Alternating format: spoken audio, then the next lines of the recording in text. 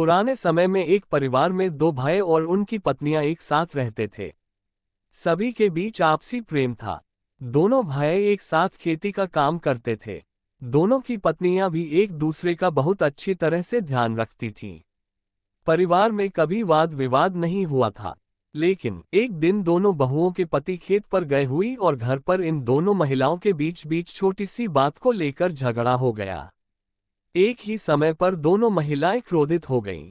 बात इतनी बिगड़ गई कि दोनों ने तय कर लिया कि अब से वे एक दूसरे से बात भी नहीं करेगी। गुस्से में दोनों महिलाएं अपने अपने कमरे में चली गईं, दरवाजा लगा लिया। कुछ देर बाद बड़ी बहू के कमरे के दरवाजा छोटी बहू ने खटखटाया।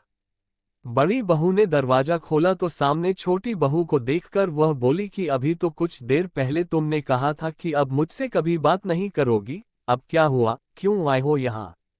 छोटी बहू ने शांत स्वर में कहा कि मैं अपने कमरे बैठी थी, तभी मुझे मेरी माँ की सीख याद आई कि जब भी परिवार में कभी किसी से झगड़ा हो जाए तो उसकी बुरी बातों के बारे में नहीं, उसकी अच्छी बातों के बारे में सोचना चाहिए।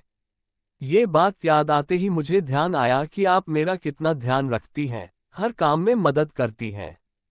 छोटी सी बात की वजह से मैं अपना रिश्ता खराब नहीं होने दे सकती।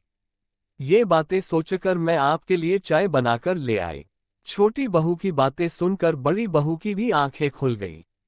उसका गुस्सा भी शांत हो गया। दोनों को अपनी अपनी गलतियां समझ आ गईं। इसके बाद दोनों ने साथ बैठकर चाय पी और उनका झगड़ा खत्म हो गया। रिश्ता टूटने से बच गया। दोस्तों, इस कहानी से हमें ये शिक्षा मिलती है कि परिवार में क्रोध नहीं करना चाहिए। अगर कभी विवाद की स्थिति बनती भी है तो शांत हो जाना चाहिए और जिससे विवाद हुआ है उसकी अच्छी बातों के बारे में सोचना चाहिए। विवाद थोड़ी ही देर में खत्म हो जाएगा।